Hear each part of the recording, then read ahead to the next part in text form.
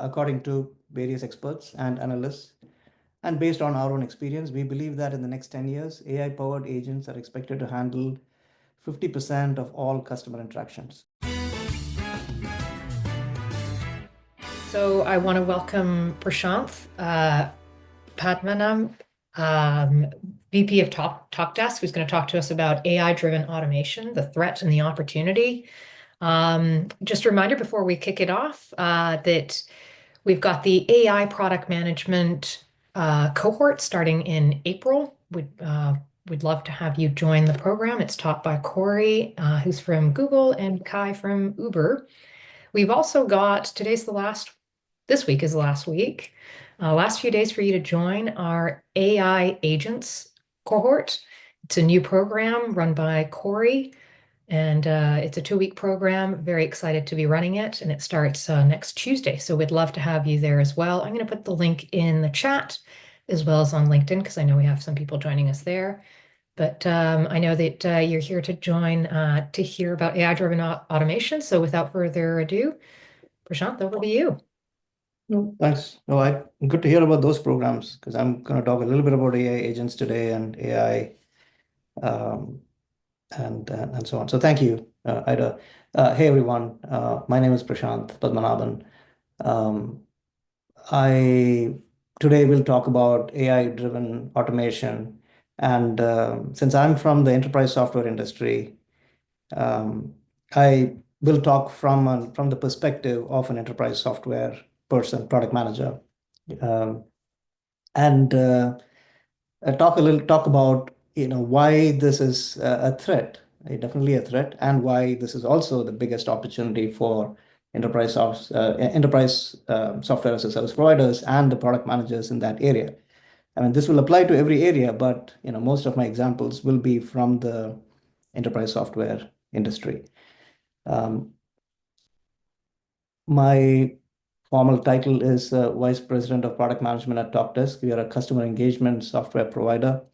We're still private. We have thousands of customers, hundreds of millions in revenue. The products that I manage is about 1/3 of the total revenue. So I'll talk. What I want to do is I want to make this more real, based on actual experience, actual examples that I have encountered in the past two years, so that if you have any detailed questions about why am I saying it, just please ask. I think at the end is the question session. I've kept set aside about 15 minutes for questions, so that I can dig deep into it. Okay.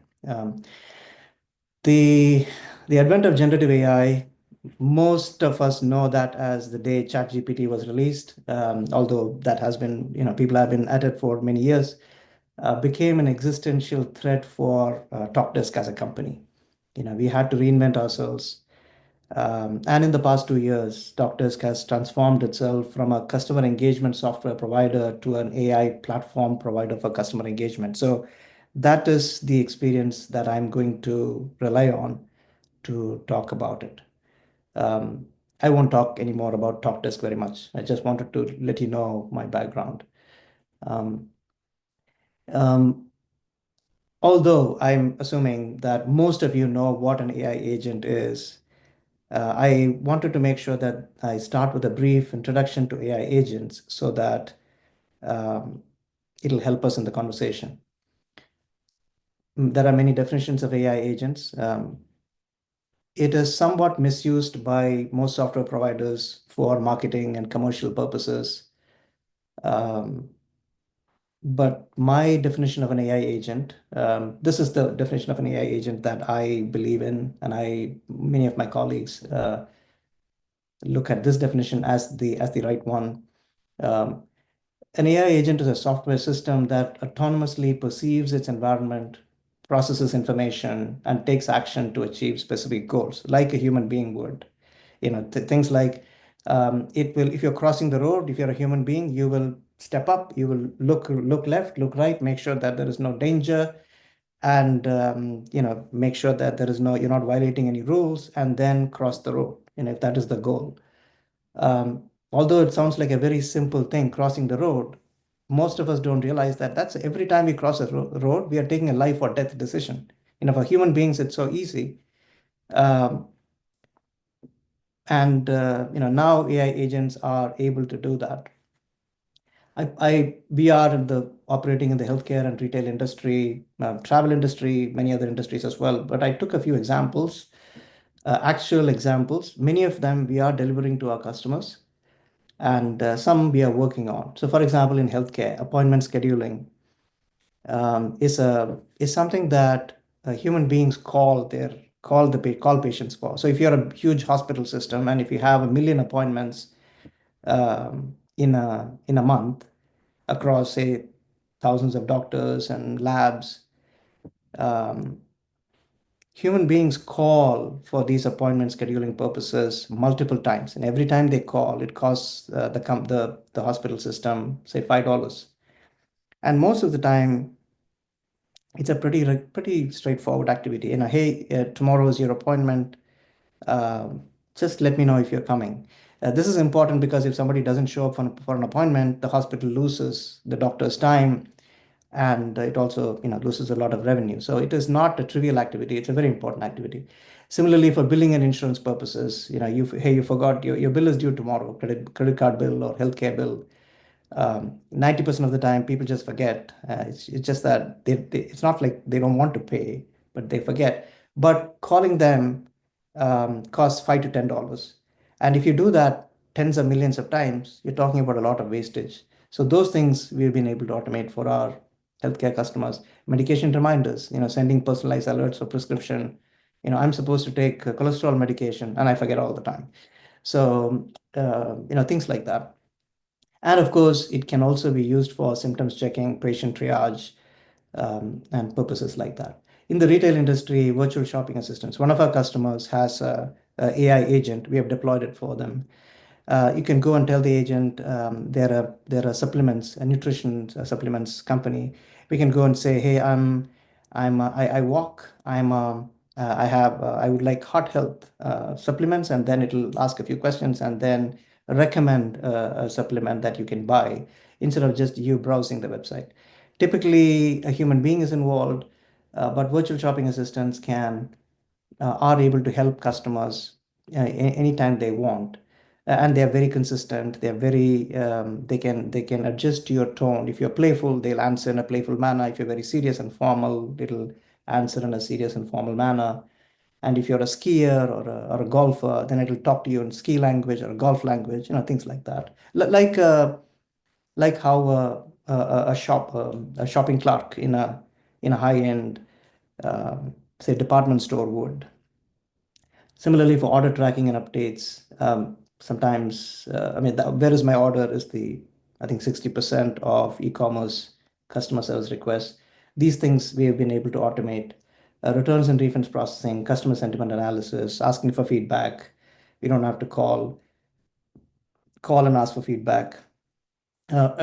Feedback is automated quite a bit already using surveys and other things. But using AI agents, you can collect feedback in a more conversational manner. For example, after the phone call with a human being is done, an AI agent can step in and say, "Can I ask you a couple of questions? How did it go? Make it more conversational, more real, as if you're talking to a real person." And we can even um, use the same agent's voice to talk, as if the agent is not talking, but the agent's voice will be used by the AI agent to talk. So we've been doing a lot of things. So these are some examples of AI agents that are doing some of the repetitive tasks, sometimes even not so repetitive tasks done by human beings. These are real examples, not all of them, but most of them are examples that are already in production, being used by customers for several months now. So that is a single agent. Somebody you check my order status is one agent, but what if there is a more complex activity? Maybe there are multiple steps involved, like a loan process or buying a product, buying two products, booking a ticket, and then canceling something else, but making sure something else is happening, and also updating, say, travel, sky miles, something like that. So if it is a more complex activity, then a multi-agent system is deployed. So what is a multi-agent system? It's an approach where multiple agents work together to collaborate and accomplish tasks. There are 90% of the tasks can be 90% of the goals can be accomplished by two types of agents. There are more types of agents, but mostly it's either a supervisor agent or a worker agent. Supervisor agents act as orchestrators in multi-agent systems. They analyze requests and they break it down into multiple tasks, identify the people or the agents that are supposed to do this work, and then assign the work to that person and get the result back and so on. Worker agents are specialized agents. For example, a worker agent could be order status checking agent or appointment scheduling agent or credit card validation agent or identity verification agent. So, you can have specific agents doing specific tasks, and then a supervisor agent can um, deploy those agents to get the job done. So this works, conceptually, it works pretty much like a real organization where multi-agent system is, in fact, like a small organization, a dynamically assembled organization in real time to do some work. Um, in the real world, there might be a construction supervisor who understands the job that's to be the goal of the day and then assigns the electrical job to the electrician, the carpentry job to the carpenters, the concrete worker, the inspection person, and so on. So break it down to multiple things like a contractor would, and then get the job done. So it works remarkably close like that.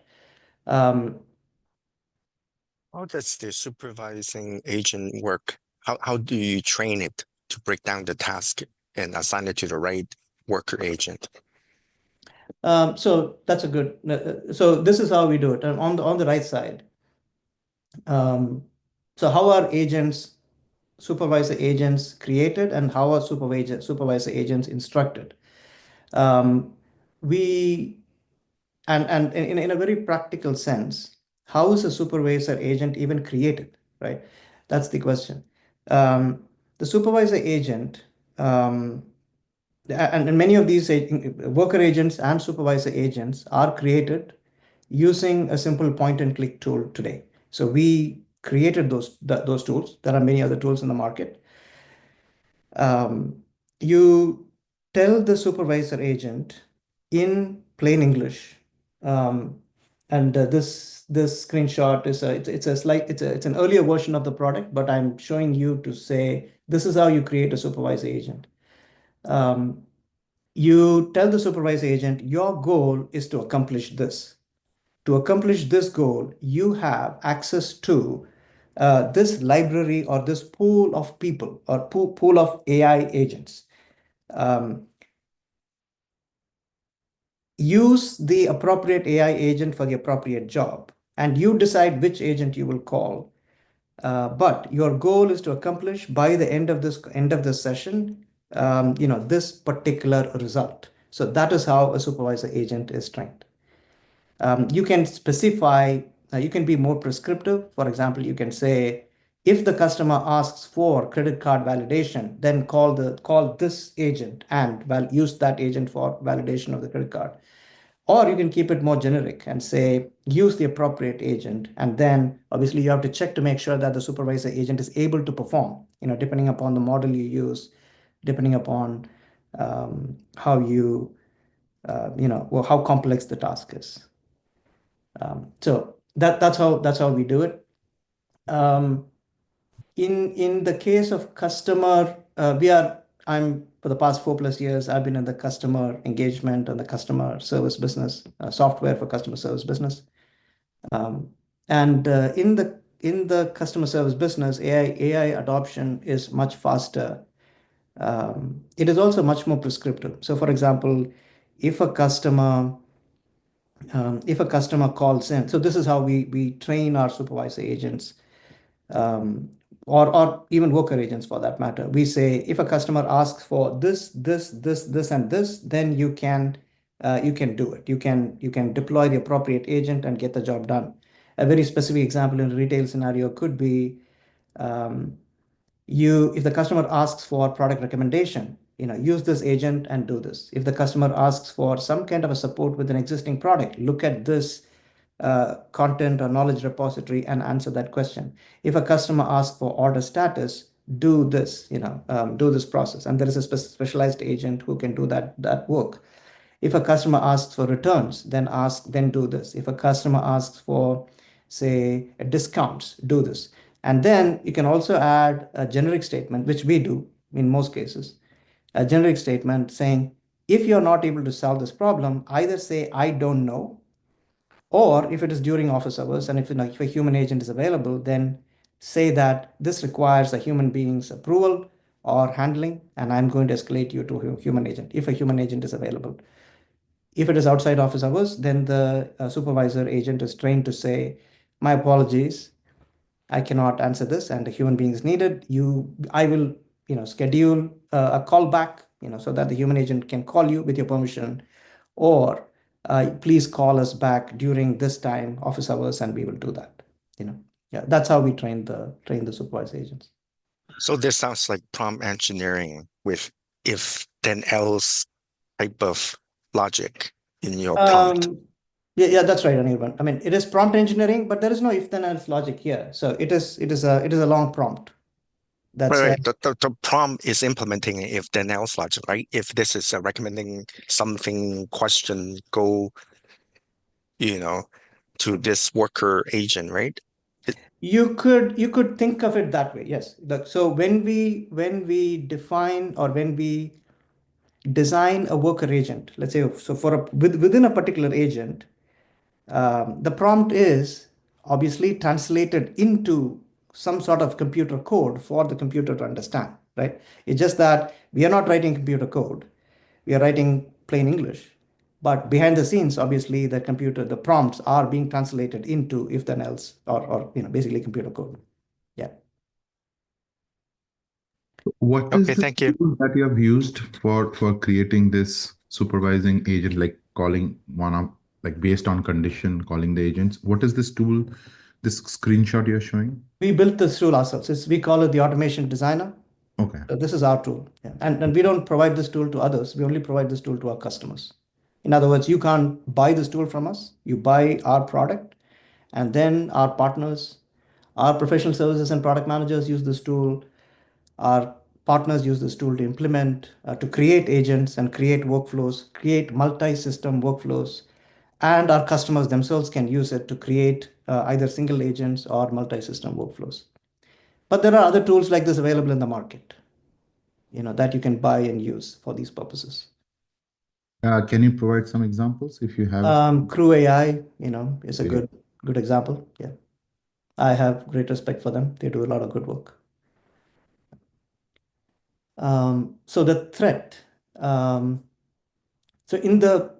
talking in the context of customer engagement, but this can be extrapolated to other functions as well.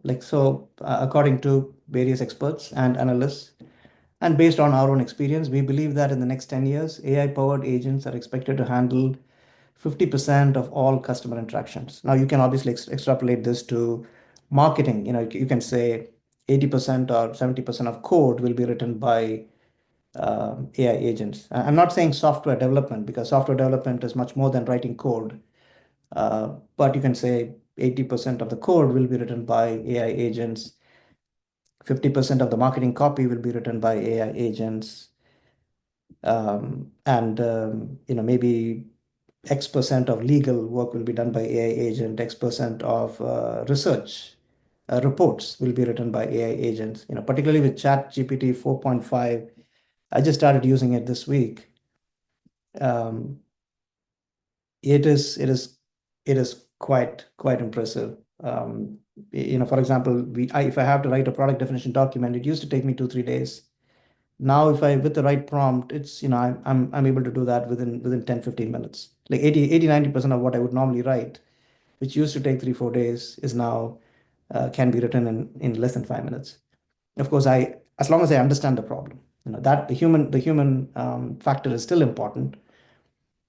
Like they always say, the question is more important than the answer.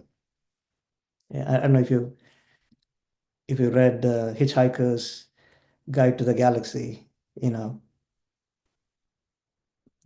what is the meaning of life? The answer is 43. Uh, so you don't understand the answer, So in other words, the question is far more important than the answer in many cases. So the human factor is still important. Humans are not going anywhere. Um, I want to make this real to now that we are talking about AI agents are going to take over not take over agent yeah take and or are able to AI agents will be able to do a lot of the work that human agents are doing today, and that's going to uh, rapidly progress. What does it mean for the software business? What does it mean for product managers in the software business? Um, and then how exactly, what are the practical ways we can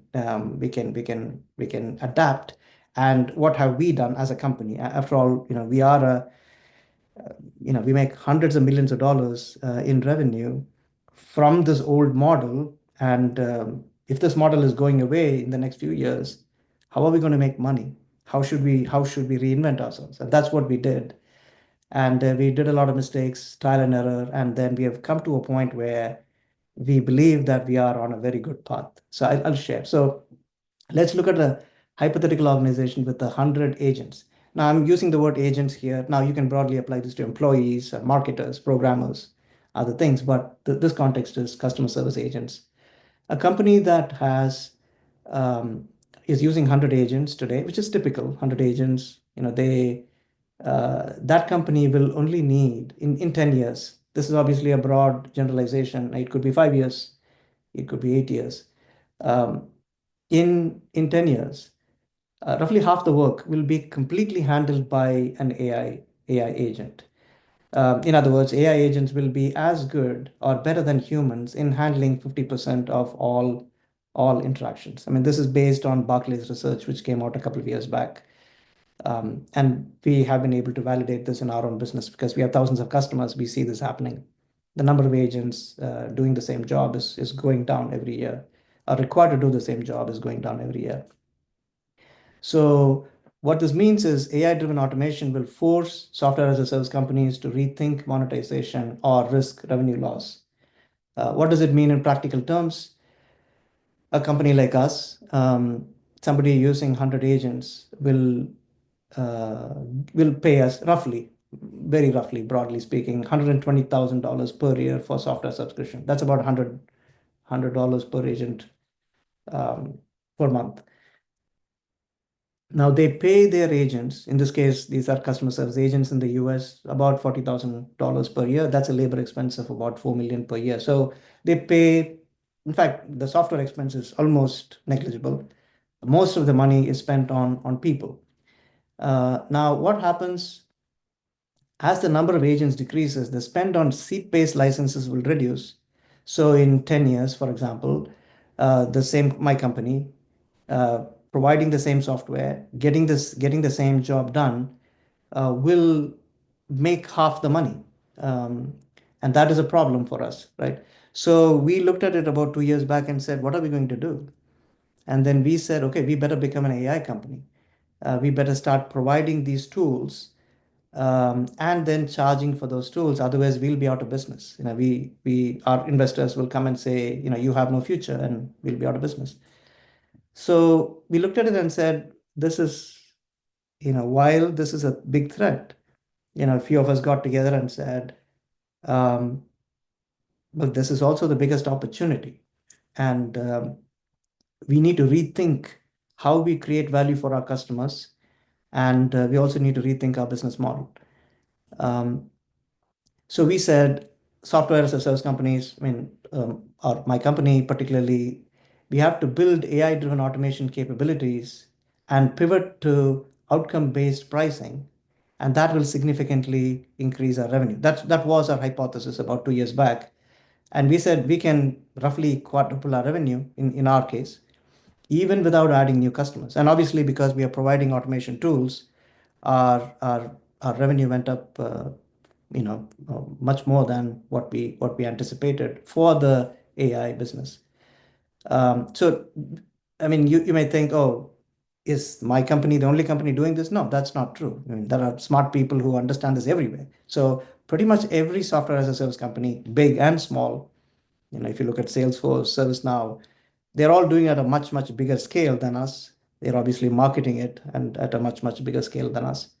But every software vendor is changing their business model from seat-based pricing to outcome-based pricing. What that means is that clear? I mean, seat-based pricing to outcome-based pricing. I can explain this, and if there are questions, please let me know, because this is Yes, can you please important. explain that? Go ahead, Parag. Yeah. No, I meant, can you please explain that? Yeah, I will. Little more. Yeah. Yeah, absolutely. So this is how it is. So in the example that we looked at, one of our customers has 100 agents. They pay us $100 per agent per month. So for 100 agents, they were paying us $120,000 per year. Um, Now, the same customer by 2034, AI agents will be designed to handle 50% of all customer interactions. And this will save those customers $2 million in payroll costs because 50 agents, $2 million because they pay them $40,000 a year. The math is pretty straightforward. And we built AI agents, or we have already built AI agents, and this is starting to happen already. But over the next few years, AI agents built by us will be able to do the job of 50 agents. What that means is that those 50 agents were probably doing somewhat repetitive tasks, and those tasks can be handled by an AI agent. So we said, okay, we will build these AI agents. What is an example of an AI agent? Here's a crazy example. One of our customers in the UK, they are a parcel delivery company, and they handle parcel delivery for multiple companies, multiple delivery companies like FedEx and DHL, UPS, and all that. 40% of their calls used to be, where is my FedEx package? And then the answer is, I don't know, go ask FedEx. That's the answer. That's the right answer because they don't provide the status. They will say, you have your FedEx tracking number, go to fedex.com and find out. Don't ask me. I don't have that information. Now, this is a human being either chatting or calling or answering a phone call, and they were spending $3 to $4 per call, and they used to get millions of calls like this. So we said, no, we'll just build an AI agent to answer that. So the AI agent simply, whether it's phone or chat or text or WhatsApp, whatever it is, the AI agent then asks the question and says, okay, oh, you did you send it via FedEx or UPS, or which was the delivery provider? And oh, it's FedEx. And so, oh, if it's FedEx, then you go to this place and you put in your information and you get it, right? So we completely eliminated the need for, let's say if I think they had about 50 agents. We eliminated the need for about 15 agents, and they were paying those agents, I think 40,000 pounds or something like that in Europe, in UK. They deployed them to more valuable tasks. They had other important things to do, like expand their business or provide more service to their enterprise customers and so on. So that's how and we said that, and then we said, look, we saved you, 40,000 pounds into 20, 2 million, several thousand pounds, hundreds of thousands of pounds. So why don't you give us some money? And so we were able to charge them more, and they were happy to give that money to us because we were able to provide that value to them. Now, not only that, not only complete automation of AI agents, but we were also able to make their existing agents far more productive. So when a human agent is taking a phone call or a chat, usually what they do is they have to do some manual work at the end of the call to summarize the call, to designate the call, we call it disposition, and so on. So we made all those things much more efficient.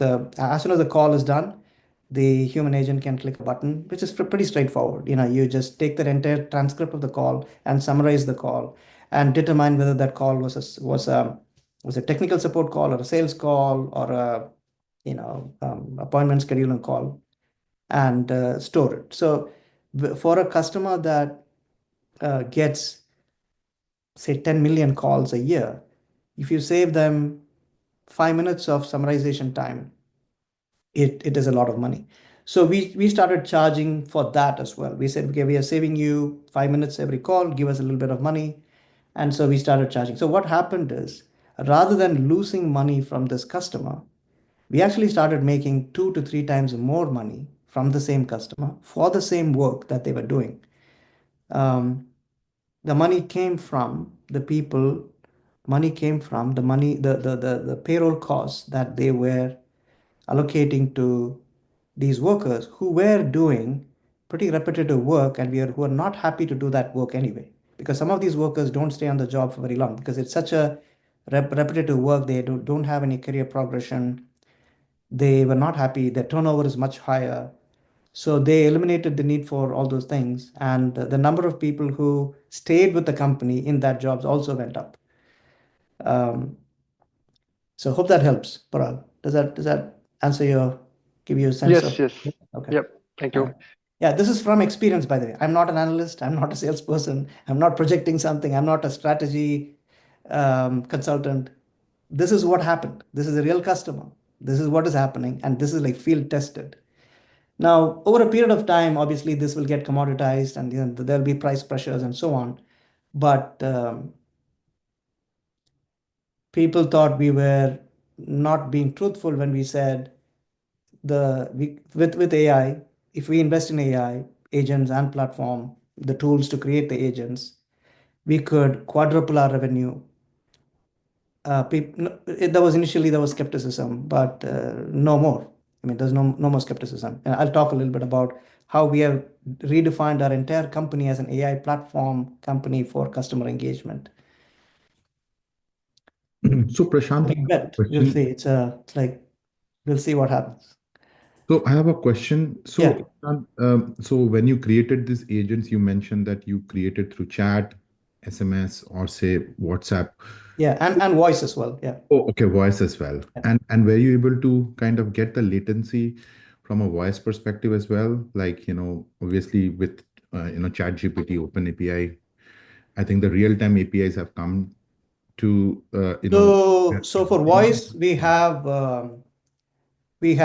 intent-based, not LLM-based yet. For voice, we have intent-based, and ChatGPT's APIs and voice in general is becoming much better. And we have established that LLM-based voice conversations will work without any latency. But you're right. There were problems, and not problems. The technology had not evolved as much, but the technology is already there. Internally, we have it running. We have it running in some POCs for our customers, and we will soon deploy them to production. But the technology there is moving so quickly Mhm. that I have no concerns. In fact, my recommendation to all product managers would be, don't worry. I'll talk about that later, but I'll say it now. Don't worry about the technology. Assume that the technology is going to get much better, much quicker than you anticipate, whatever your anticipation date is. And also assume that the costs are going to get much lower than what you think they will be, because investment in this area and competition is in this area is so intense that governments, large corporations, investors, technologists, some of the best brains in the world, some of the most important priorities of governments in the world, some of the most money in the world is going into this area. This area, particularly voice-based conversations, voice-based agents, is going to and is already getting much better. In fact, it's getting better every week. Okay, so that's been our experience, and we are betting. We are a voice company, right? We started off as a voice company for 10 years. Actually, I joined to build the digital part of it. Now we are infusing AI into everything, and voice is very important to us. And we believe voice is going to be we believe voice is going to come back. People usually say calling is cheap, calling is expensive, so do go digital. Now we think the reverse is going to happen because people like to talk, like you're talking with Alexa or talking to Siri. At any time of the day, if you can call and talk to someone, people would do that. And by the way, there are 25, um, I think 25 million people between the age, actually much more than that, a significant number of people between the age of 65 and 85 in the US alone, and they like to talk, they like to call, they don't chat, they still like to call. So yeah, it is getting better. And one So last question, like go ahead, no, no, we yeah. talk about voice agents, what is the perception of the customer? Like, have you kind of analyzed that, hey, when a customer hears that, hey, I'm talking to a robot or like an agent, right? Is it kind of that human touch kind of gets missed? So are they kind of, how is this population taking that they are talking to a robot rather than a live human agent? So there are many instances where a simple IVR based, IVR is the, Yeah, yeah, I the know. voice routing based technology has been used. That is quite robotic. You're obviously right. For example, you cannot interrupt, right? If Mhm. I'm talking and if you want to interrupt, if I'm a human being, you can interrupt and say, hey, Prashant, hold on, I have a question. Or if my voice, if you sense certain emotions in my voice, you can adjust your answer based on that emotion. Intent-based voice and IVR-based voice is very, very monotonous. It's like, obviously, in fact, it's so bad that everybody hates it. Um, it'll say press 1 to do this and press 13 and press 34 to do this, and it's like by the time you get to that, and then if you make a mistake, you have to go back all over again. Whereas LLM-based voice agents, you can interrupt. In fact, you can try it out. Yeah. ChatGPT, Perplexity has it now. You can have a conversation.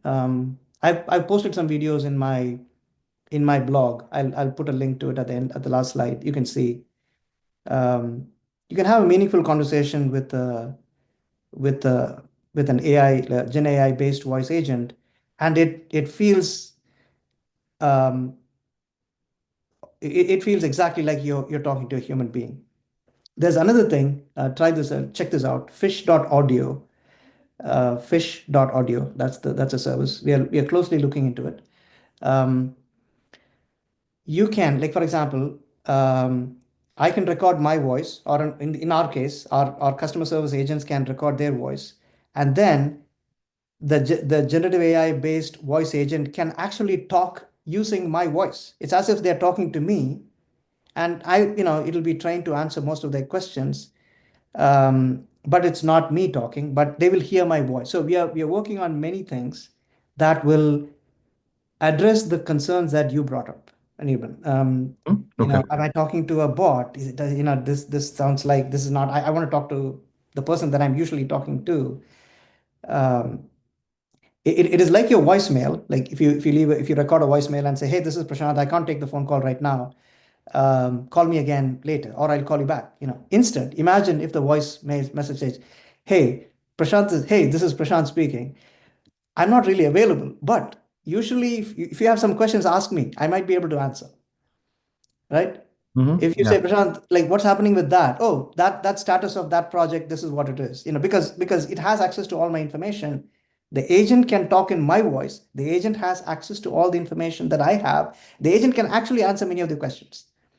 You know, if you're a wealth manager, for example, and your client is calling you, and let's say there's a market turmoil, and you have 100 clients, and 100 clients are calling you at the same time, you cannot take all the calls. But imagine if your AI agent on your behalf can explain what is happening in the market to the customer, to 100 of your customers, very patiently, based on the information that you have provided to your agent.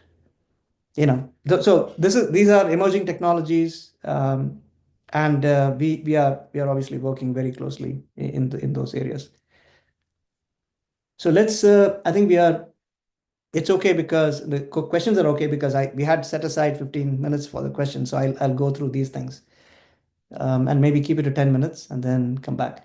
So the role of product managers in the AI era, and this is based on what we did at my company. Every enterprise SaaS product manager is an AI product manager. I would say every product manager is an AI product manager. Um, at Talkdesk, we have an AI platform team, and initially they said, oh, it's the AI platform team, and only those product managers are AI product managers. And then I told them what Bill Gates said about internet long back. When someone asked, hey, this is long back, 2000s, 1990s, I think. When somebody asked Bill Gates, oh, why doesn't Microsoft have an internet department? And Bill Gates said, no, there is no internet department in Microsoft because every department is an internet department. That's what we did at Talkdesk 2 years back. We said there's no AI team. Every team is an AI team. There is an AI platform team, of course, that produces the foundational technologies, but every product manager is to own and is responsible to infuse AI into their products. Then they're supposed to think AI first when they build new products and drive AI usage revenue. And that helped a lot. Some of the key shifts, this of course is emerging, but I picked the top things that I thought was important. Key shifts for the product managers internally is we started measuring our success slightly differently. Instead of saying how many features did you deliver, we asked how many interactions did you automate or assist in making efficient? Or how many interactions did you completely automate using whatever you built? And how many did you assist? Okay, one example of complete automation is if someone says, where is my order? The voice agent or the chat agent or the SMS agent should be able to answer that question, including all the integrations, all the answers. And then an assist to a human agent is a translation agent. This is also live. If you go to our website, you'll see there are many customers using it. We built capabilities where a human agent can talk in multiple languages. So if you're an English speaking human agent or an employee, and if your customer is French speaking or Filipino speaking or Vietnamese speaking, they text you. Currently it is working for digital, not for voice at this time. They text you or they send you an email or send you a chat in French. You can respond in English and it'll automatically translate in French and send it to them in French. And when they respond, it'll translate that back to English. So we started measuring how many interactions are you completely automating or assisting using AI. And that is how our product managers' behavior changed. We also had real-time usage visibility. We started charging customers based on the number of interactions we automated or we assisted in automating. Can Go can you ahead. clarify the last point? Rethink your existing products rather than automate capabilities that were designed for users or human users, Yeah, I can right? talk about that. So, Elon Musk famously said 80% of an engineer's time is spent optimizing something that shouldn't be there in the first place. I think this quote is attributed to him. When working with when we started first looking at AI capabilities, many of our product managers, um, we looked at, oh, how can we automate that? The right question should have been, why is it there in the first place? Right? Why do you need it? So here is an example. I'll take a very specific example that changed our thinking, how we changed our thinking with a very specific example. We have an outbound engagement product called Advanced Dialer. Advanced Dialer is it's used for sales purposes, sometimes bill collection purposes, or reminder purposes, and so on. And because these outbound calls were being made by human beings, and you only had 50 people or 10 people or 100 people doing the job, there were specific technologies like predictive calling, preview calling, and so on. Those of you who are familiar with the customer service industry or outbound dialing industry will know this. There is like very, very robust technologies built to predict if I make a million outbound automated calls, what is the chance that 100 people will pick up, at this time of the day? What is the chance that they will actually talk? What percentage will go to voicemail? Things like that. So we have to do a lot of prediction, and that is a pretty advanced technology. And that existed because there was a scarcity of human beings who could actually take the call. But what happens when an AI agent can take a million calls a minute? Like you can take 5,000 calls at the same time. Let's say you as a person, how will you change your thinking? So that is that is how our thinking changed. So we looked at it and said, we don't have to automate that using AI. We just don't need it at all. We will simply just receive all the million calls.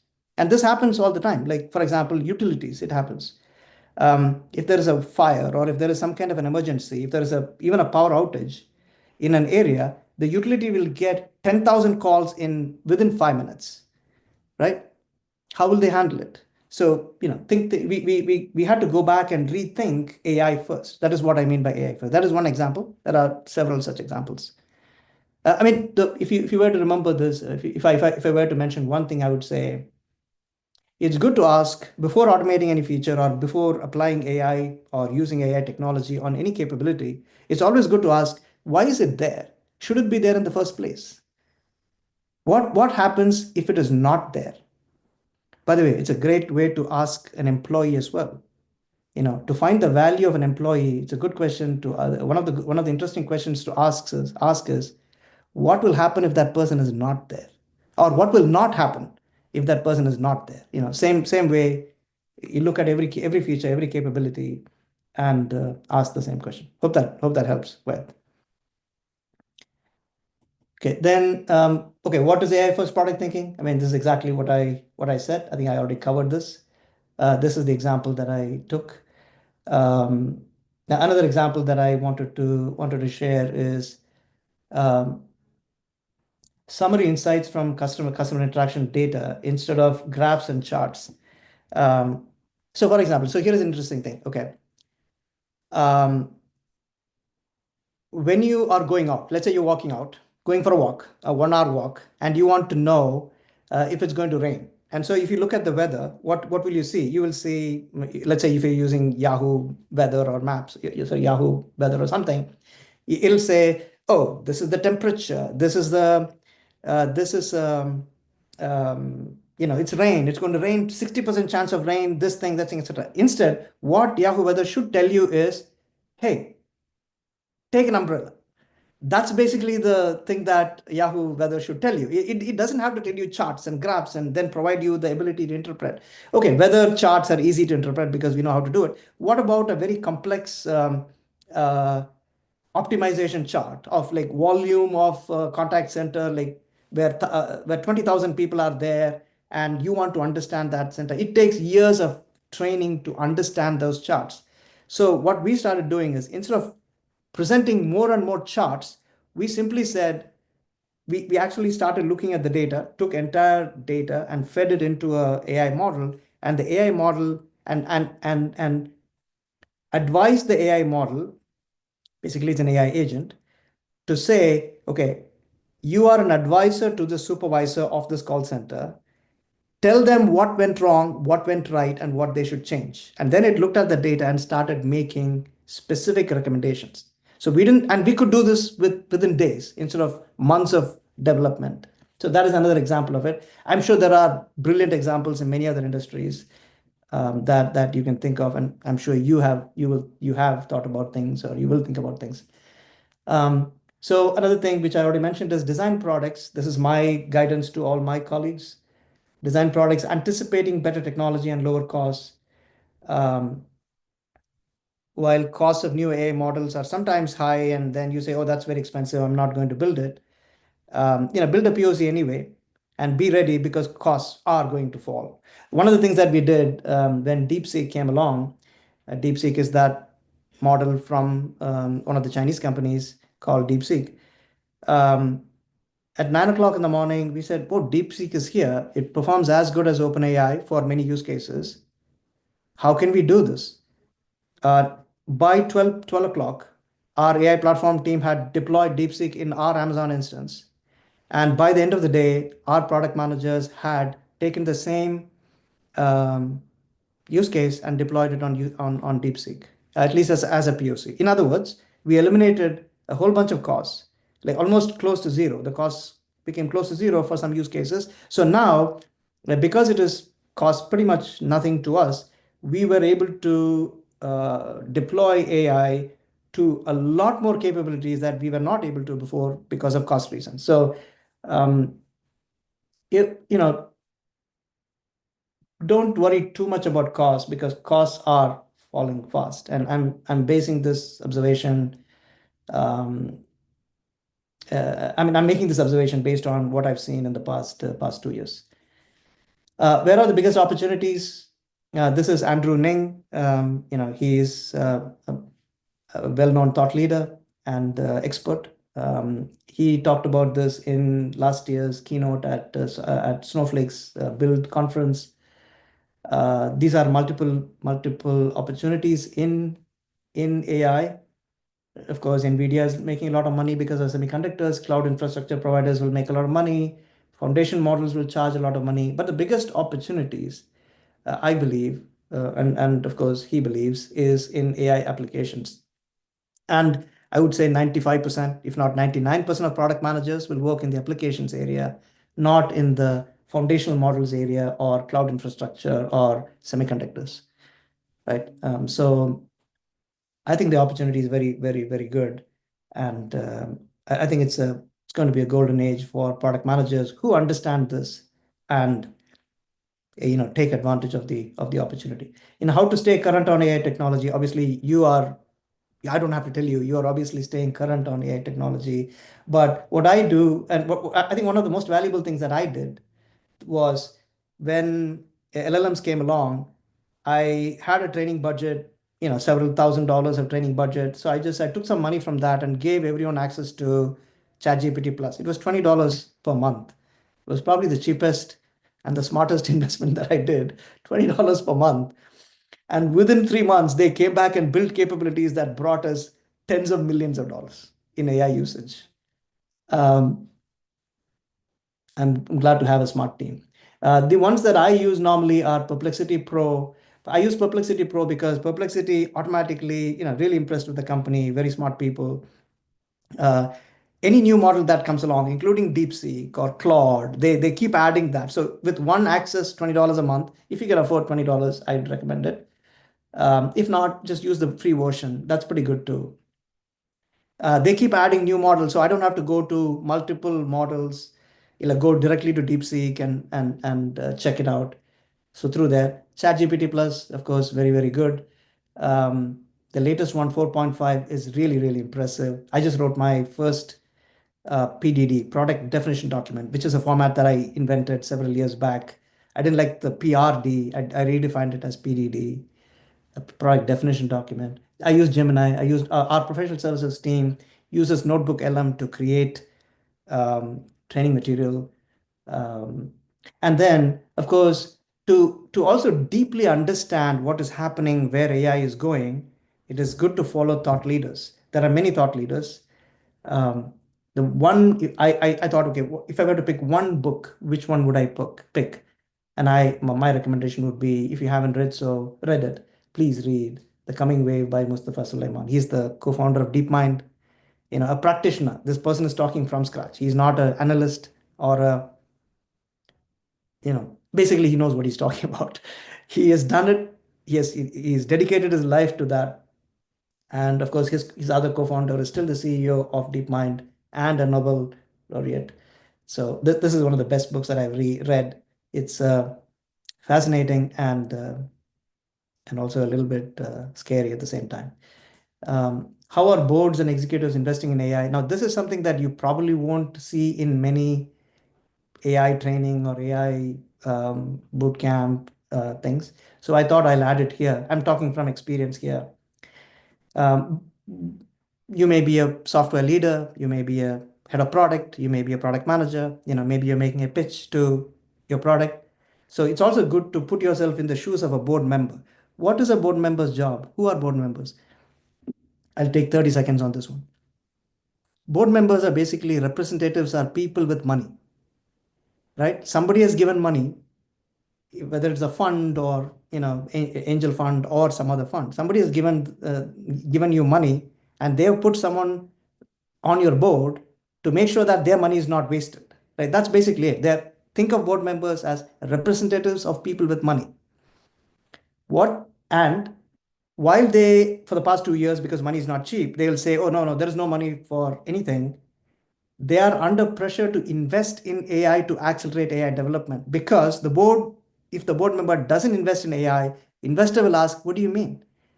Why aren't you investing in AI and bringing me more return? So they are under pressure to invest in AI development, no matter who your board is, VC fund, private equity, no matter who your board is. They are under pressure to do it. So be ready to show how your product or service will be transformed by AI technology and how you will measure the outcome and monetize it. This is not easy to do. I can't teach this in one minute, but that's what you need to do. Okay, I can tell how we did it. Okay, I can give you an example so that you can take it and then extrapolate it and use it the way you want. So we said, we are in the customer service or customer engagement industry. So we said we can invest in generative AI driven agentless outbound customer engagement. And we said that every time an agentless, that a human agentless AI driven outbound call is made, it'll save our customers $5. So we will be able to charge maybe 50 cents or $1 to that customer and make literally millions or hundreds of millions of dollars from that. So everyone, including my colleagues, senior team, board members, everyone said, okay, we thought outbound dialer is a very old concept. Nobody is investing in that. No, we should invest in that. And so we are heavily investing in that area, although thinking about it very differently. Finally, my approach to life is every crisis is an opportunity. Never let a crisis go waste. So please, I would recommend that you all take that approach. And those are the key takeaways. I won't read them, but those are the 7 things that I would like to say as takeaways. And I every other week I write about, mostly in videos and blog posts. I write about it on my blog post. It's my first name last name .substack.com. Hope that helps. I'll hand it over to Ida. Thank you so much, Prashanth. It was a very insightful, very helpful session. I think we all learned a lot, and I think your leadership style is actually very inspiring as well, in how you think about things. I don't know if we have time for questions and answers. I'll close it out, and then I want to be respectful of your time as well. So just a reminder to everybody, if you do want to learn more about AI product management, we also do have a course. So I put the links in the chat. It's on our website as well. AI Agent starts next week, and AI Product Management starts in April, and we would love to have you all. And again, thank you so much, Prashanth. We do have some questions. And I can stay for a few minutes. Yeah. Right. So you've got a lot of thanks in the chat. Somebody has asked if you could give a real-world application of supervisor worker agent. A real-world application of a supervisor worker agent. I mean, supervisor agents are the ones who you can tell this is your goal, and the supervisor agent will then accomplish that goal. The worker agent will normally do only one thing. That is an example of a supervisor agent would be somebody is calling and saying, I'm not able to activate my credit card. So the goal of the supervisor agent is to solve that problem. Let's say this is a bank. Then the supervisor agent can then break down that task into first verify the identification, so verify the identity of this person, can give the job to an identity verification agent, that's a worker agent. And then once that person's identity is verified, maybe they send them a text or ask them a few questions and so on. And then the supervisor agent will then say, okay, the identity is verified. Now I can ask the credit card activation agent to actually activate the credit card. So that is how the supervisor agent is deciding, is reasoning, what is happening here? Why is this person not able to activate his or her credit card? And then maybe there is a problem with identity, and then it checks the identity first, and then sends the information, sends the job to the activation agent, and the activation agent activates the job. So that's a very obviously simplified example. It will, we are starting with these simple or relatively simple multi-system use cases. everybody anticipates, including us, that this will get more and more complex and we'll be able to do more and more complex things. Thank you so much. If anybody has a last minute question, There please. was a Substack link. Corey, it's my first name, last name. My first name, last name, Prashanth Padmanabhan.substack.com. That's a link. You can also ping me on LinkedIn if you have a question. I'll just respond to you on LinkedIn. That's probably a easier way to do it. Because if you put it here, you can't copy from Zoom. Zoom doesn't let you copy. I don't know why. The product managers have made the decision not to let you copy. Any more questions? Yeah. I think we've got a last. Oh, no, somebody just posted. Yeah, I think Thank you.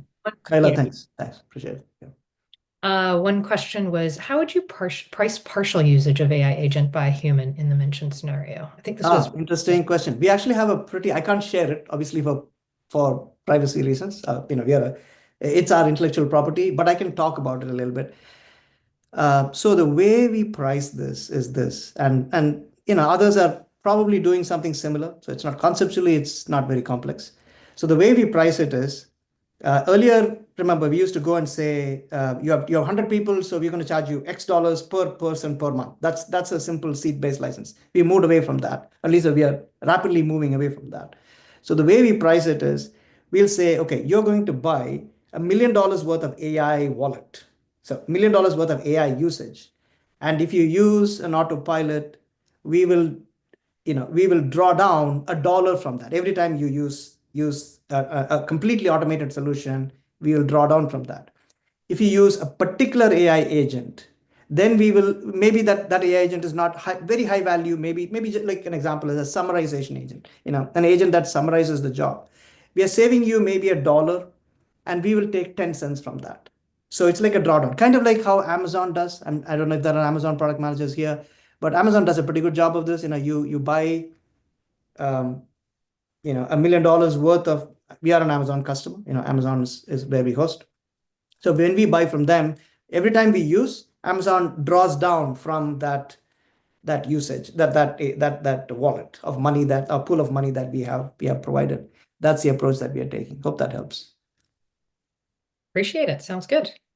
I don't think we have any other questions that came through. But yeah, I'm sure if anybody does have questions, please feel free to reach out to Prashanth and check out his blog. Thank you so much, everybody, for joining. Thank you so much, Prashanth, for all your time and for giving us the extra time for questions and answering so many of them throughout the session. Next week, we've got Building Agentic Products with Chilan Chan. She is a founding AI product manager at Humanic, and she was previously part of our cohort. So very excited to have her. And again, thank you so much, Prashanth. Everybody have a lovely weekend. Take care. Thanks, everyone. Bye, everyone.